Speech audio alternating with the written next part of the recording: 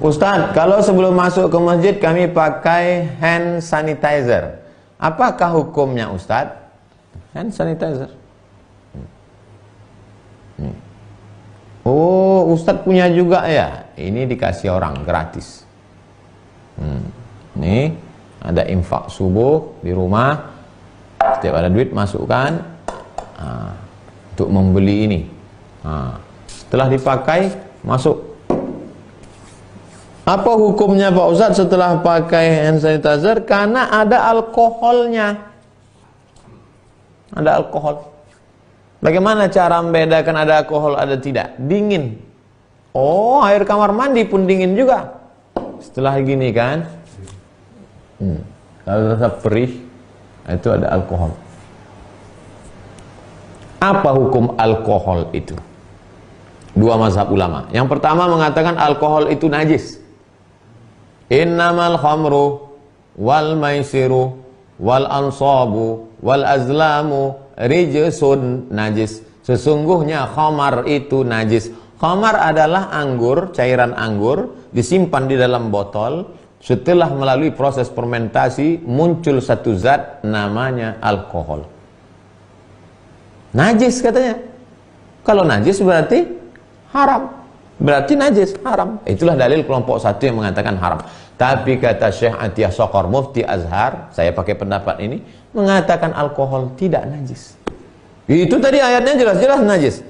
Maksudnya adalah perbuatan meminum khamar itu najis.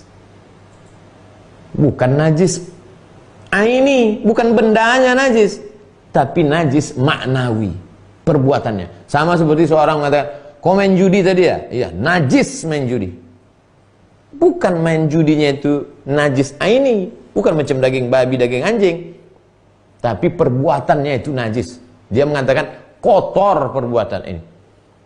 Mana dalilnya mengatakan bahwa khamar itu tidak najis? Ketika turun ayat pengharaman khamar, rijsun min amali syaitan fajtanibu, sahabat ramai-ramai pulang ke rumah, mereka ambil gentong-gentong tempat khamar, mereka tumpahkan ke jalan-jalan kota Madinah, dan mereka banyak yang menginjak-injaknya. Lalu kemudian setelah kering masuk ke masjid, Nabi tidak melarang. Tak ada Nabi mengatakan itu tadi yang kalian tidak najis. Tidak.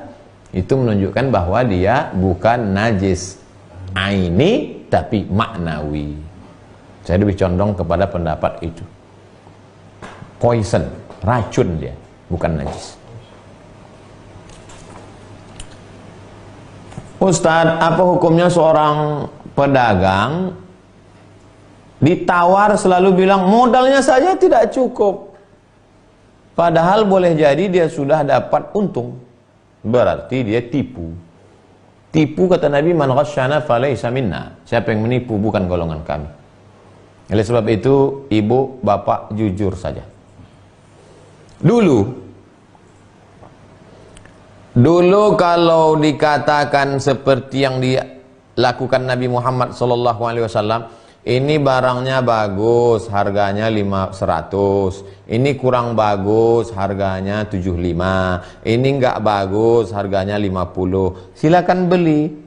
Dulu kalau ceramah Ustadz seperti itu diajak orang. Mana ada pedagang seperti itu? Kalau jualan seperti itu enggak laku lah Pak Ustadz. Buktinya sekarang jualan seperti itulah yang paling laku. Ini buah mangga bagus, 100.000. Ini kurang bagus, 75. Ini yang enggak bagus, 50. Pembeli silakan pilih. Itu yang dipilih orang zaman sekarang. Adapun yang mencampur antara yang tak bagus dengan bagus, dibilangkan murah, pulang ke rumah dibelahnya busuk, apa kata dia? Inilah terakhir aku beli sini, tak akan lagi. Itu maka umat Islam nih barang dagangannya tak laku. Kenapa? Menipu.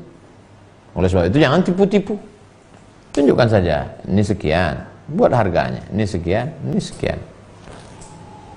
Man ghasyana falaysa minna. Siapa yang menipu bukan golongan Nabi Muhammad, bukan umat Muhammad sallallahu alaihi wasallam. Dari Pak Rafa, Ustadz, kalau di bulan Sya'ban saya mulai baca Quran dari juz pertama. Pas mau Ramadan baru dapat 2 juz. Ini namanya gaya slow. Apakah saya mulai dari juz pertama lagi ketika awal Ramadan atau lanjutkan? Lanjutkan saja Pak. Karena membaca Quran itu tidak mesti tengok bulan, Bapak lanjutkan saja. khatam. Jadi baca Quran itu yang dikejar adalah khatamnya. Imam Malik bin Anas kalau sudah masuk bulan suci Ramadan, ditutupnya kitab hadis, mereka fokus pada baca Quran. Baca Quran di bulan suci Ramadan mengejar khatam. Makanya ulama itu, karena Muhammad bin Idris Asy-Syafi'i yukhtimul Qur'ana fi Ramadan 60 khatamah. Imam Syafi'i 60 kali khatam. Jadi bulan suci Ramadan orang ngejar banyak-banyak khatam. Saya Pak Ustadz baca Quran itu harus saya baca tafsirnya, itu di luar Ramadan. Kalau di dalam Ramadan mengejar banyak khatam, tapi tetap jaga tajwidnya. Terakhir Ibu Dini, Ustadz saya tinggal di Lampung, ayah saya tinggal di Banten. Sahkah pernikahan saya ketika saya menggunakan wali hakim karena ayah kandung saya tidak mau mewalikan anaknya?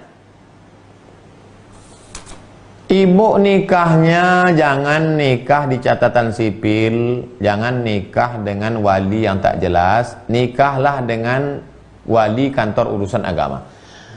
Pak Kua, ayah saya di Banten, dia tak mau mewalikan, jaraknya sudah lewat jarak qasar sholat.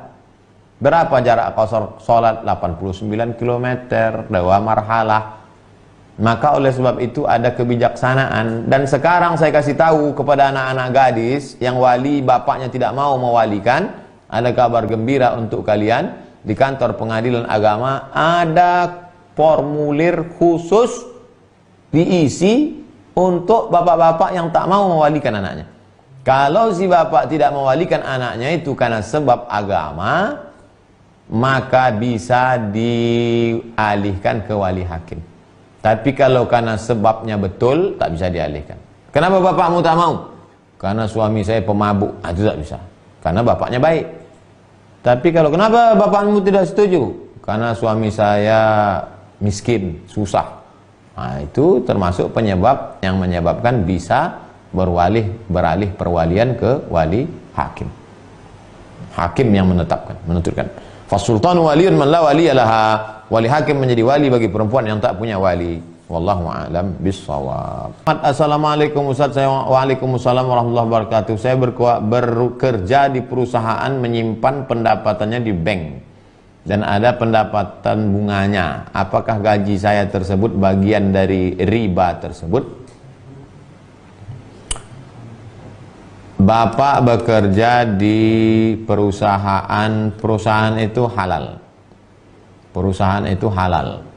Kerja bapak juga halal. Kerja bapak halal, perusahaan itu juga bidangnya halal, hanya saja dia menyimpan duit di bank konvensional. Maka yang haram hanya bunganya itu saja. Bunganya itu mestinya, kalau orang menyimpan uang di bank konvensional, bunganya itu diserahkan ke Masalih Ammah, lembaga yang dinikmati orang banyak. Sahabat-sahabat yang mau bertobat dari bank konvensional, ini kebetulan banyak sahabat-sahabat jamaah kita yang sedang susah karena tidak bisa bekerja beberapa hari corona ini, maka serahkan kepada mereka, kumpulkan dalam bentuk sembako. Mulailah kita setiap masjid, setiap komunitas, setiap alumni, setiap apapun namanya, coba buat beras 10 kilo, minyak 1 kilo, gula 1 kilo, kopi, teh, makanan pokok, roti, bungkus, buat. Saya sendiri di masjid saya patok 1 paket 300.000 bagi-bagikan. Begitu cara kita menolong saudara-saudara kita. Termasuklah uang dari bank konvensional ini. Apakah gaji saya ini haram Pak Ustadz? Tidak. Sama seperti saya membeli makanan di rumah makan. Assalamualaikum Ibu, tukang jual rumah makan nasi uduk. Saya beli nasi sebungkus. Pas dia mau ngasih nasi sebungkus, saya tanya dia, Ibu nabungnya di bank konvensional apa bank syariah Bu? Nggak ada urusan. Karena saya membeli nasi dia. Begitu juga dengan bapak. Bapak bekerja, kerjaannya halal. Adapun dia menyimpang duit di mana, itu urusan dia. Ibu Titi, Ustadz, ada sebuah keluarga di mana suami istri sering bertengkar. Setiap kali ribut, suami selalu berkata, kalau gitu kita cerai aja. Apakah kata-kata itu sudah jatuh talak? Ibu Titi tanya sama suaminya, Bang, kau ada niat talak atau tidak? Kalau kata dia ada niat, berarti sudah jatuh talak 1. Udah hampir 10 kali Pak Ustadz, berarti sudah jatuh talak 3. Kalau sudah jatuh talak 3, maka ibu tidak bisa lagi balik ke bapak sebelum ibu nikah dulu dengan laki-laki lain. Tidak hanya sekedar akad, mesti berhubungan kelamin. Hatta tadzuqa usailataha wa tadzuqi usailatahu. Nah, jadi jangan main-main tentang ucapan-ucapan talak ini. Karena talak ini ada namanya kinayah, yang kiasan, ada yang sharih, yang jelas. Pulanglah kau ke rumah orang tuamu. Itu kalau ada niat talak, jatuh. Kalau tak ada niat, tak jatuh. Itulah pentingnya laki-laki tahu apa talak, apa khulu, apa ruju, apa li'an, apa zihar. Oleh sebab itu perlu konsultasi pernikahan ke Kementerian Agama. Untuk Pekanbaru sudah dibuka konsultasi pernikahan Kementerian Agama Pekanbaru Riau bersama Dr. Zulfadli LCMA. Baik yang sudah menikah maupun yang belum. Kantornya di jalan di atas UAS Original Store. Di bawah jualan pakaian, buku, di atas konsultasi pernikahan. Masuk jalan Delima ujung, setelah Masjid Muhammadiyah belok kiri. Jalan Sukuntum. Konsultasi pernikahan. Nanti insya Allah akan keluar buku judulnya 44 Tanya Jawab Pernikahan. Kita akan bedah buku nanti insya Allah di Islamic Book Fair tahun 2021. Bukunya akan ditulis oleh konsultan pernikahan Ustadz Dr. Zulfadli. Nantikan bukunya 44 Tanya Jawab Pernikahan. Itulah kajian kita malam ini, mudah-mudahan bermanfaat. Terima kasih segala perhatian. Mohon maaf segala kesilapan dan kekhilafan. Allahumma 'allimna ma yanfa'una wanfa'na bima 'allamtana. Ajarkan pada kami yang kami tak tahu, yang sudah kami tahu ni buat bermanfaat untuk kami ya Allah. Allahumma dafa'na al-ghala wal waba wal fahsya wal riba wal zina wal munkar. Selamatkan negeri kami dari malapetaka, bencana, musibah, bil khusus wabah corona ini. Waj'alna minas sabirin, jadikan kami orang-orang yang sabar. Waj'alna minal khashiin, jadikan kami orang-orang yang takut. Wassallallahu ala sayyidina Muhammad wa ala alihi wasallam walhamdulillah rabbil alamin. Besok kita ketemu lagi dalam pembahasan khusyuk dan tawadhu. Terima kasih. Wassalamualaikum warahmatullahi wabarakatuh.